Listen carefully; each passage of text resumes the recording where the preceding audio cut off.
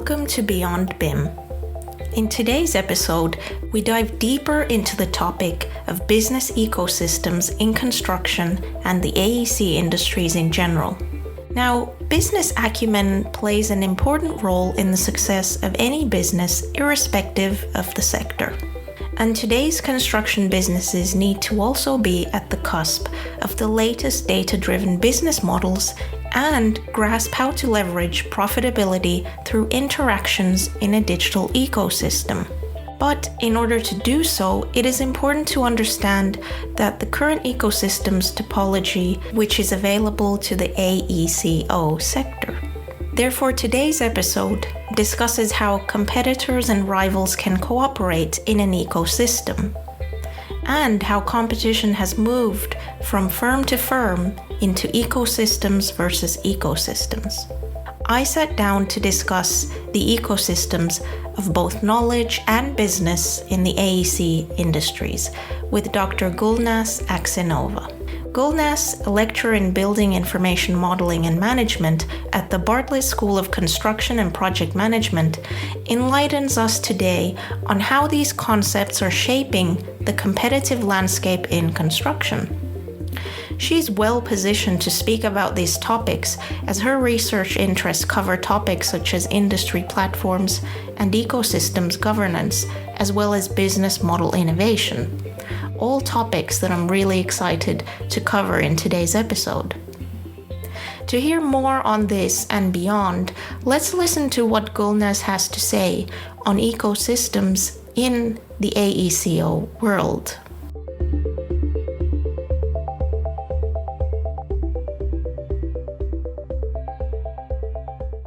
So, Gulnaz, first of all, can you just start off by telling us a little bit more about yourself and what originally got you into this field of BIM and the built environment in the first place?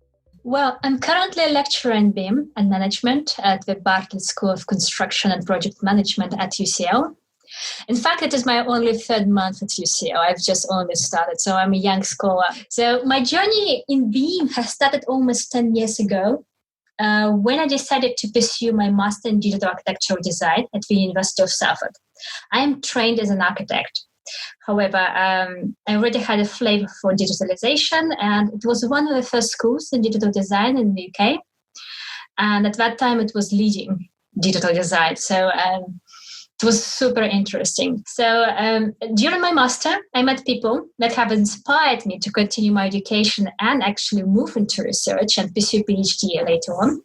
So Professor Tuba Kataturk and Professor Artur Kviniemi. If you know Professor Artur Kviniemi, is a leading professor in BIM. So I guess he has inspired me to pursue the topic of BIM. However, after my master, I moved to Montreal, and I've been a part as a research assistant at the GRID research group in Montreal. So we were looking for different ways of how to push BIM into the industry. And while I was in Canada, Art and Tube invited me to join the University of Liverpool as a PhD student. So I said, yeah, of course, I would love to work with you. So I moved to the UK, and in my PhD at first, I was looking at the systemic contradictions in the sector that were contributed to the slow adoption of BIM and why it was happening. I was looking at many different factors. However, suddenly both of my supervisors left for different reasons. But luckily for me, my research was moving into management. And I had an opportunity to get a management scholar, supervisor. So I moved to management school, and my research completely shifted to ecosystems and platforms.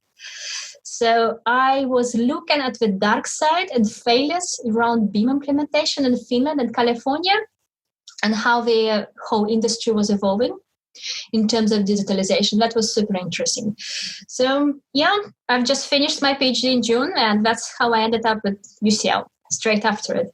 That's excellent. That's really fascinating because it kind of overlaps with the research that I myself am now engaging as well. So I'm shifting into the business model side. So I was really keen to talk to you about this topic. So are you able to explain for the novice what a business ecosystem is? That's a very good question, and I don't have a short answer for you. All right. So we know that there are so many articles that are actually published every year, and it's like number is increasing. There is a huge interest from the industry, academia, and policymakers when it comes to ecosystems. And ecosystems have become almost a buzzword, right? There are so many articles published. We all produce their different terms and etc. But if you look at the terminology, there are conceptual inconsistency across literature on what ecosystems are. The term originally started with a biological notion referring to the symbiotic interdependencies between different elements, as it happens in nature. So basically, everything is connected to everything. But scholars recently realized that if everything is connected to everything, that nothing is connected to nothing, right? You still have to have boundaries. Yeah. So as a theoretical field, ecosystems have not been realized. However, we already know, and scholars agree, that ecosystems are a new type of business model. It's kind of a structural innovation of how different actors create and capture value via ecosystem terms. So ecosystems is a way of making interdependencies more explicit, while others emphasize its distinctive form of organizational interdependence, where non-generic complementarities are not fully hierarchically controlled. And they are typically led by a leader. And across literature, you may find many different names with such leaders, such as system integrators, platform leaders, mediators, intermediaries, and etc. But the interesting thing is that these complementarities are autonomous and are not contractually managed, but they all depend on each other for value creation. So to explain what ecosystems are, and there are many different types of ecosystems, and your question is about business ecosystems, right? So I would say business ecosystems are non-generic communities of complementary but interdependent and not hierarchically managed organizations that cross a variety of industries, and also they co-evolve capabilities around a core hub or a platform or a set of different value propositions through innovation, and mostly through digital innovation. So basically in business ecosystems, you have to cooperate with your competitors to win. So the whole concept is about the whole is bigger than a collection of its parts.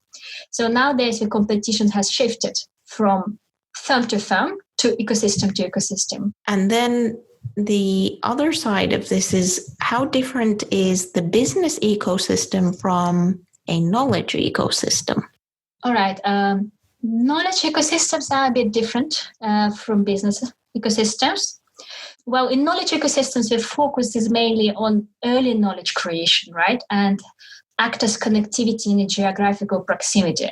So multiple organizations will join forces to create new knowledge in a pre-competitive setting. So knowledge ecosystems are actually opposed to business ecosystem, as the focus of business ecosystems is on competition, exploitation, commercialization, and value capture. While in knowledge ecosystems, focus is more on knowledge exploration, cooperation, collaboration, and value creation. So they typically form around societal or technological needs for public good, and they're often led by universities or research institutes or incubators. For example, Digital Build Britain, I think, falls into a category of knowledge and innovation ecosystems. So I would like to make a note that some scholars say that business and knowledge ecosystems are subsets of innovation ecosystems. Okay, so an innovation system is the combination of the two? Is that the assumption? No, it's more a generic term for what ecosystems are, but with a focus on innovation. So when we talk about business, they are also about innovation, right? Different companies come together to create an innovative business, and this way they win the competition, right? But a knowledge ecosystem is more about cooperation for innovation again. So there are different dynamics and logics of how organizations cooperate, and that's what defines them and differentiates them. And you also touched upon your research or your PhD research, how it kind of shifted its focus. I want to ask a question that relates to some of the work that you did, I guess, with your PhD early on. I believe you looked into the ways of implementing BIM in Finland specifically. Is that correct? Yes. Can you shed some more light on how their approach with BIM was perhaps different? Did it have anything to do with how they created knowledge ecosystems? And are they more advanced still? Okay, that's a very interesting question. So when I looked at the history of national BIM development, initially I thought we are actually a knowledge ecosystem, because at the national level they were creating a knowledge, and many different organizations were coming to create the knowledge when it did not exist at all. Finland indeed was the earliest developer and adopter of BIM, and many countries studied BIM implementation in Finland as a success case study. So that's true. So I dedicated a lot of time to the study of the history of Finnish BIM development. And they started very early, and the history is fascinating. And it's just amazing that not many people actually know about that. So if we look at the history of BIM in Finland, Finland invested a lot of resources into the research and development of technological know-how that already was started in 80s, right? The first national program dedicated to ICT around BIM concept was in 1982. But apart from that, if we look even further into history, the Tekla actually was a Finnish product, software.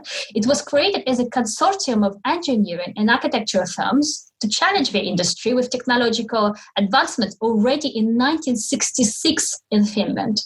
Magic Card was created in 1981.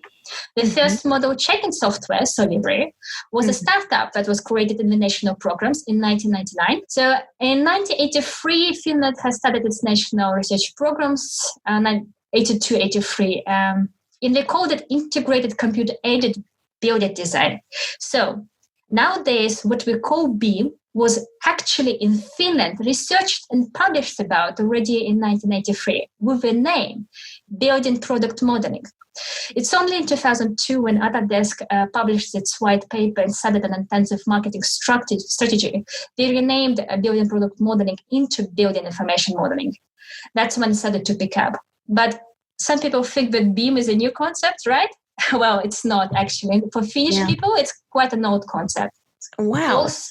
Yes, it's like when you start to look at things, it's okay. We have a very long history of national development, and they've done a lot of stuff.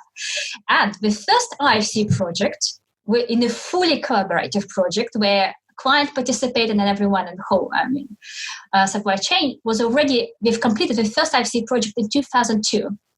So if we talk about BIM in the Finnish terms, it's all about open standards and IFC and information exchange. Also, the first national BIM requirements in Finland were already published in 2007. And I can keep going on and all about the early developments and achievements. No, that's fascinating, really. I mean, that's incredible. And the thing is, you said that this wasn't as widely maybe disseminated or written about, or was it? Is it actually where UK began taking some lessons learned? So I think that leads to my next question, which is, does UK need to learn from other geographies on successes and failures? And are these lessons transferable? That's a very good question. I think from my point of view, we always have to learn from someone's mistakes and success cases, right? To be smarter, but it's not very natural to people to actually learn from someone else. However, we should not forget about the importance of context, right? What worked so well for other organizations and industries, it might not work very well for another industry and organizations. But from my point of view, what really works well is exchange of ideas and collaboration.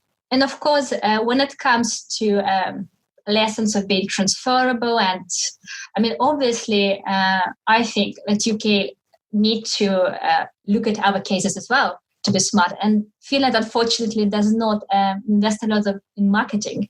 And I think we should, because we are really good and advanced in what we do, especially when it comes to technologies. In terms of going back to the knowledge ecosystems, what would you say are some of the present challenges of realizing a knowledge ecosystem for core competencies with BIM? Okay.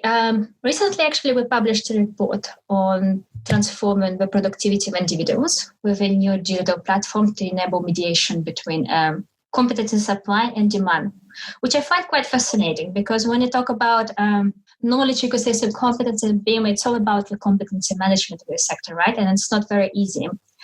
So I think there are two, when we talk about competency management in the sector, we talk about two things, labor market and professional bodies. So let's start with professional bodies and their role. So in the UK and in most countries, professional bodies have a lot of power and leverage. Their role and their function is to protect individual disciplinary roles and act as a body of knowledge to serve its members, right? So the natural protectionist created a lot of challenges to the professional development. Because the role of professional bodies is to protect its own members from the external competition, whatever this competition is, right? So for example, the outsiders might find it challenging to enter the sector. This also creates silos through process that limits diversity in the sector. And we really need this diversity of competencies in the sector and just diversity of even mindsets. So one of the solutions proposed in the report was to develop a platform or kind of an digital infrastructure, which is AI enabled, where individuals could trade their individual competencies as currency on the labor market. So we kind of support mediation between competency supply and demand. So this would also allow individuals to cross different industries based on the collection of their competencies. So they would have a profile and then would have the platform, which is AI enabled, that analyzes many different profiles across all industries, and it's kind of in the labor market. And it would match you to the right position and right the industry that matches to your competencies. And then big problems nowadays in this sector is that the wrong people get into the wrong positions. And when it comes to the demand, people don't know what to require and what competencies to look at, and etc. So there is kind of a lot of mess with competency management. And we really need this infrastructure that would enable this.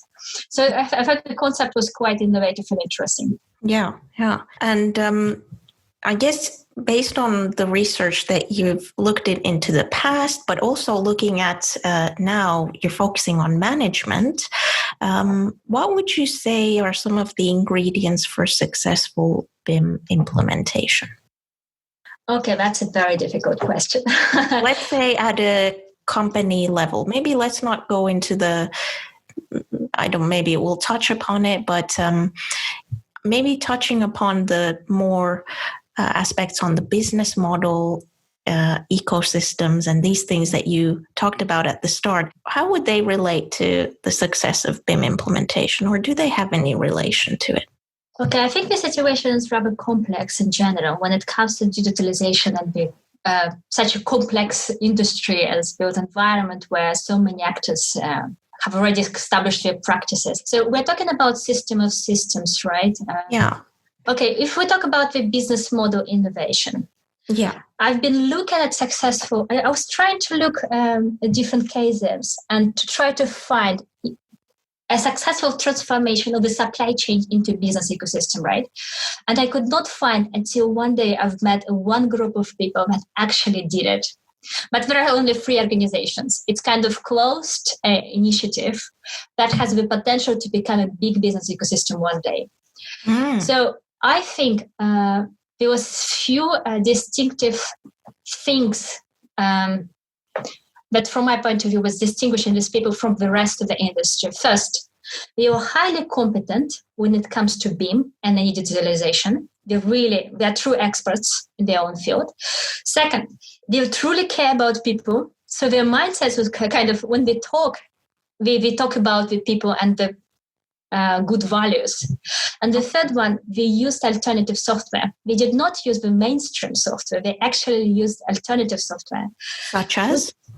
Tekla and ArchiCAD. Really? Yes, Tekla and ArchiCAD, and it was not Revit. And they actually tested different software, and they said for what we were doing, establishing this internal platform. And by the way, they are not contractually managed. They have no single contract. So if one person leaves, then the whole project kind of would fall. So they've invested their own time in R&D to develop this platform based on BIM, information management, and IFC. So they could replicate their models. They could scale their solutions from project to project.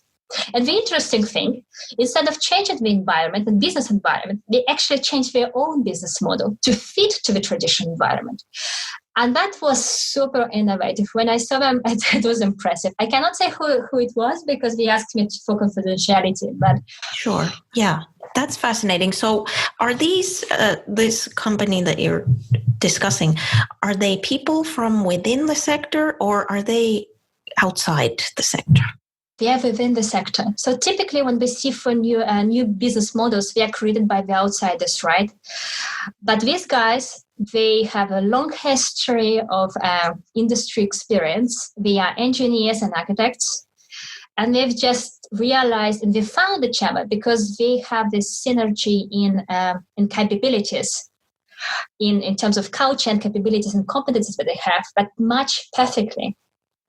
Mm-hmm. And through that synergy, we were able to discuss and find the optimal solutions for how they could transform the business. So they tested, they invested their own time, and they've developed information systems that are actually scalable, which is absolutely great. Wow. That's fascinating. I think that I'm going to expand a little bit on this. So when you first explained to us what a business ecosystem is, are you seeing that these guys are thinking about the whole ecosystem as well and the interconnectivity with other players in the ecosystem? That's a good question, because I don't think they identify themselves as ecosystems. They actually call themselves as a network of loosely connected actors, which is actually, in other words, fits to the definition of ecosystem. Currently, there are only three organizations there, right? So for the ecosystem to realize and to scale, we need more disciplines. And they told me that it's ridiculously hard for them to find someone who would be as committed as they are to that project. And there are not many experts that have the same level of knowledge as they do of the technology, which is really difficult for them to expand in terms of complementarities. But I think once they've developed and established their practice, they expanded, they might become more as an open ecosystem, but currently they are closed network with potential to become a business ecosystem. Could you give us some other examples maybe on businesses in our sector that you're seeing are clearly understanding what the business ecosystem is and are going forward with this way of business model innovation? All right, so software market. Software vendors already have made a transition towards business ecosystems and ecosystem per se. For example, Autodesk recently moved, and they're trying to open their APIs for the startups to co-create businesses. So they kind of have their platform, right, which is a collection of different software. And each software has also kind of open API where different startups create their plugins. Mm-hmm. So it's almost a similar model as an Apple Store. Mm. So, right? So there is Autodesk as a leader, and they have their platform, and they kind of regulate that platform. Of course, they are in the early days, but I guess they'll get there. What else? Well, when we talk about digital twin and the initiatives around digital twin in the UK, I think what we are trying to create is the open ecosystem as well, open innovation ecosystem, by opening standards and different, city model with open data upon which different startups could also create their own businesses. So it's kind of business model of business models, right? You create an infrastructure for value creation, so many different complementarities could also create their different innovations and their business models upon your platform. I think that's the main concept. And then one or the other, both of them are kind of interdependent. So the leader cannot survive unless it has a diverse set of complementarities that are highly successful in creating innovations. And this way, end users would also benefit greatly, because comparing to traditional product kind of delivery strategies, ecosystem strategy actually offers end users mix and match of different offerings in the platform, right? So when we look at the Apple store, I, as an end user, can use many different apps, and I decide what I use. So some apps disappear from the market completely because there is no demand and never are successful. So the role of an Apple is to regulate of how the businesses are created at the minimum, maybe some pricing and etc. So there are many different ways of how they regulate, and it depends. But I think the most important is that you have this infrastructure to enable innovation creation by different complementarities. Okay. Wow. That's really fascinating. And I can certainly tell that there's a lot more discussion and public discourse on business model innovation in the built environment sector. And I guess we're looking at these information systems, software companies that are basically running on like a digital platform. And then a lot of the companies, let's say the incumbents or the more traditional players, whether that's a tier one contractor, an architect, a design firm, a consultant, are thinking, how do we also either maybe be part of this ecosystem, or do we have to create our own B2B platforms? Are you noticing a similar kind of trend as well? And what is the role of like B2B platforms in built environment? I mean, the question is whether the supply chain can transform into a B2B businesses, like a business to business ecosystem with service dominant logic. Yeah. I think we need more research on that. I have no idea for now. Yeah. I mean, because I did not look also into service ecosystems. I'm afraid I cannot answer that question. Okay. It's maybe something for another discussion in a year's time when we have more people looking into this. But it's really fascinating about all the concepts that you've kind of touched upon today. Are you able to tell us what research you're now looking into, and what are the key research questions that you have? So now, when we talk about business model innovation, right, we look a lot at the successful, shiny examples. And I think in my PhD, I've developed a flavor for failures. And it's not very well understood phenomenon. So I think right now, I will be looking at the failed business models. And it's also harder to publish around failures. Yeah. So failures and the process of emergence and non-emergence of new business models and what contributes to these processes. I have not developed specific research questions yet because I'm in the process of doing that. I guess it's the early days. Yeah. Maybe in a year we can talk about more concrete things. Okay. But you're going to be looking specifically at examples of those who haven't succeeded in terms of business model innovation? Yeah, I would like to. So I've been trying to find actually the cases, and for now I'm kind of struggling to find the failed cases. So if someone knows, please tell me. I would like to look at them. But a very interesting topic as well is around cooperation and competition in ecosystems. So and maybe on the software market as well. So why organizations decide to cooperate in platforms and what contributes. And also another topic which is very interesting and recently and picked up, and there was an interesting report was published by the US Antitrust Committee about the abuse of power by the incumbents, right? So when we talk about digital innovation, it's all about the power, and it's very much a political issue, especially when we talk about IFC and open standards. Yeah. So I also would like to look at power and dominance in the sector in terms of ecosystems and how and what different actors contribute into the industry dynamics in terms of power, which is also quite kind of what you mentioned before, which is the dark side. Yes, it's the dark side, definitely, especially in ecosystems. And nowadays, if you look at the US context, they try to break up. They actually want to break up these incumbents, Amazon and Google. Yeah. So the question is, they do a lot of good, but they also abuse their power very often. So the question is what we could do in terms of policy to ensure that we get benefits as well as some regulation around the abuse of power. Yeah, that makes a lot of sense. I guess these things are also equally applicable in our sector as well. If our listeners want to find out more about your research work, where could they find out more on what you've done today? I think my work is publicly available. I usually update ResearchGate and also LinkedIn.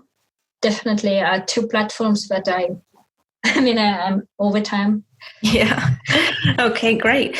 And then the final one, which is what advice maybe would you give to an early career researcher wanting to make impact in our field? Well, I myself am an early career researcher, so there is a lot to learn. But I think there are two important things that I personally value and recognize and as importance for the success of individual early career researchers. The first one is, I would say, focus on the quality of work, right? It's always best to have one good paper than many of low value. And the second is, and of course, it depends on the organization and what your organization you are. Sometimes you just need to publish a lot, right? So that your quality goes down. Well, the second is to have a good mentor is extremely important because they can open you doors, show ways, explain you some concepts and show you what the quality is actually. And I think in my career, I was very lucky with the mentors. So I would thank many, many different people actually to contribute into what I am today.